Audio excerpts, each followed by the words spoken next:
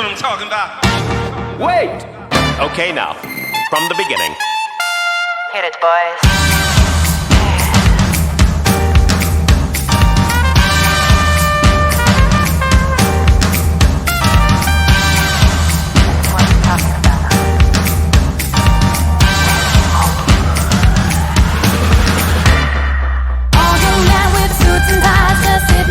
Smoking big cigars. I hope you're ready for what's coming now. I'm the one on the lady that would bring you down.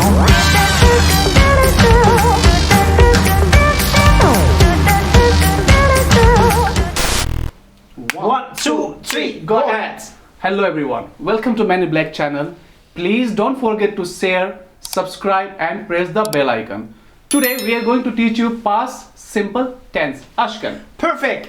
Arkadaşlar merhaba. Men in Black kanalımıza hoş geldiniz. Lütfen abone olmayı ve beğenmeyi unutmayınız. Arkadaşlar İngilizcenin en önemli konularından bir tanesi bugün simple past tense, yani Türkçe'de basit geçmiş zamanı sizler için ele aldık. Arkadaşlar simple past tense ne demek? Geçmişteki herhangi bir eylem başlamış ve artık son bulmuş olan bütün eylemlerinizde kullanacağımız tense'tir. Etti, gitti, oldu, yaptı gibi bütün eylemlerde bu tense kullanılır. Şarek, go ahead. Okay. Past simple tense. This is positive. How you make positive? Subject plus verb to. Most important, verb to plus object. For example, she worked yesterday. We made a cake for you. Aşkın. Arkadaşlar konumuz dediğim gibi simple past tense. Bu videonun sonunda olumlu, olumsuz ve soru kalıplarını öğreneceksiniz. Örneklerle ve kurallarıyla açıkladık. Arkadaşlar simple past tense kural 1.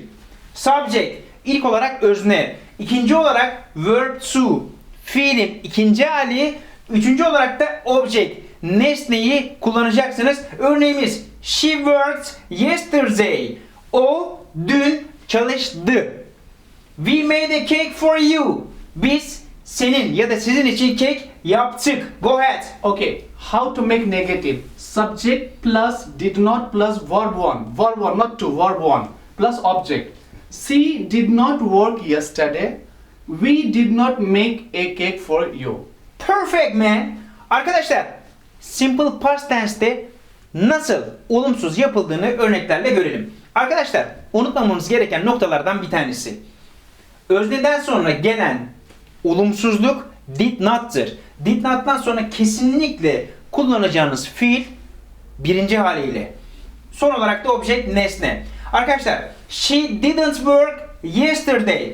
Gördüğünüz gibi olumsuzluk 2 kullanıldıktan sonra fiilimizi birinci halde kullanmışız. Dün o çalışmadı. Go ahead. Okay. Question. How you make question in simple tense?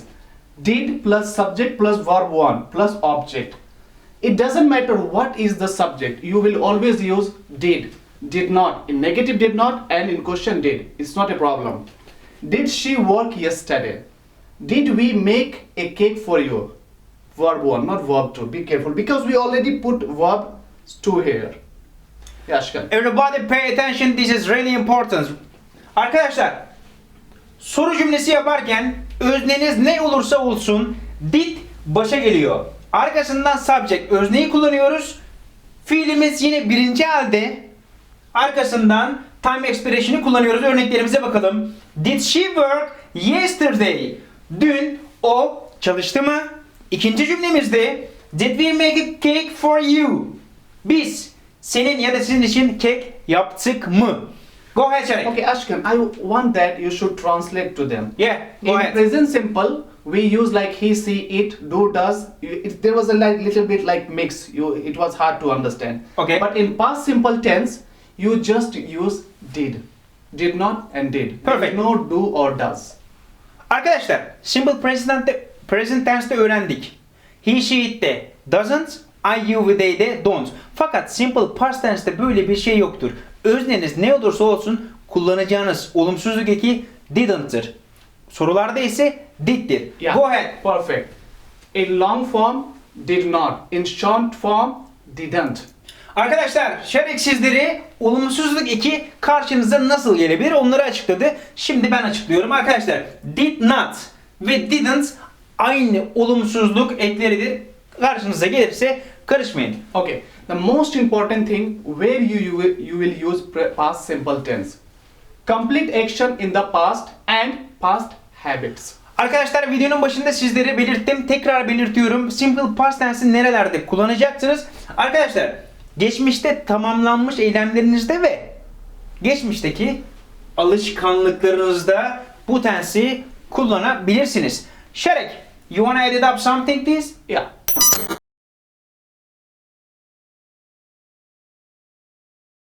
Arkadaşlar öğrendiğimiz simple past tense yani dili geçmiş zamanı verb to be başlığıyla öğrenelim kurallarını bakalım. Go ahead. Okay. Verb to be was where. Where you use was and where you use where. For example, was. When the subject is I, he, she, it, you use was. Where. When the subject is you, we, they, plus plural you use where. Arkadaşlar verb to be yani was were nerelerde kullanılır? Arkadaşlar was, I, he, she, it öznelerinde was kullanılır. You, we, they ve çoğullarda ise were kullanılır. Go ahead Şarek. Okay, how you make positive, negative and question is already on the board. I was hungry. They were at school. Perfect arkadaşlar. Was ve were ile ilgili pozitif, negatif ve soru kalıplarını örneklerle inceleyelim. I was hungry. Ben açtım. İkinci cümlemiz they were at school. Onlar okuldaydı. Go ahead Şarek. Negative, how you make negative?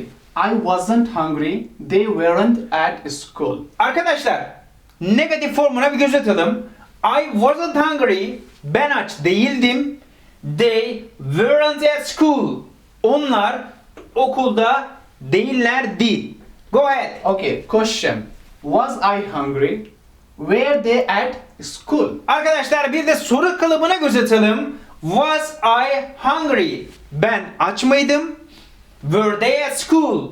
Onlar okulda mıydı? Go ahead Tarek. Okay. Was not is the long form, wasn't is the short form. Were not, weren't. Arkadaşlar was ve were'ün olumsuz hallerini kısa ve uzun şekilde sizlere yazdık. Karşınıza iki türlü de çıkabilir. Şaşırmayalım.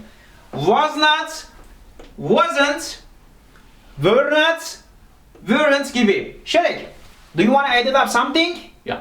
Go ahead.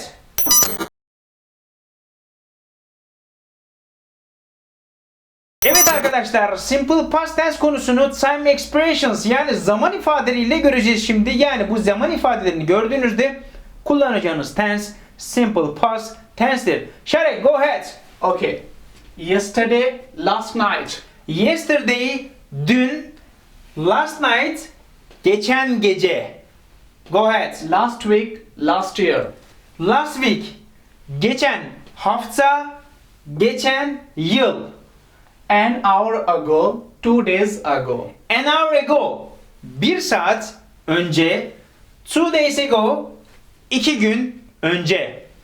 In 1975, or you can also say 1975 or 1975, however you want. And in March 2018.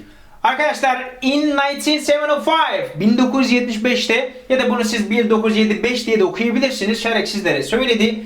In March 2018 Mart'ta. Arkadaşlar açıkladığımız time expression ifadelerini örneklerle görelim şimdi. Şarek, go ahead. Okay, whenever you see in past simple tense at the end of the sentence this time expression is past simple tense. Perfect. For example, they watched a movie yesterday. Arkadaşlar Şerik'in söylediği gibi gördüğünüz zaman ifadeleri simple past tense'e aittir. Örneğimizi okuyalım. They watched a movie yesterday. Onlar dün film izledi. Şerek. Second example, I became a teacher 2 years ago. I became a teacher 2 years ago. 2 yıl önce ben öğretmen oldum. Şerek, do you think it's enough today? Yeah, I think it's enough for today. We think it's enough for today. Thank you so much for watching us. Please don't forget to subscribe, like and press the bell icon. If you have any question, let us know. Perfect. Thank you so much Şerek. Arkadaşlar videomuzun sonuna gelmiş bulunmaktayız. Umarım keyif alarak izlemişsinizdir. Lütfen abone olmayı ve beğenmeyi unutmayınız. Have a nice day guys. Eyvallah.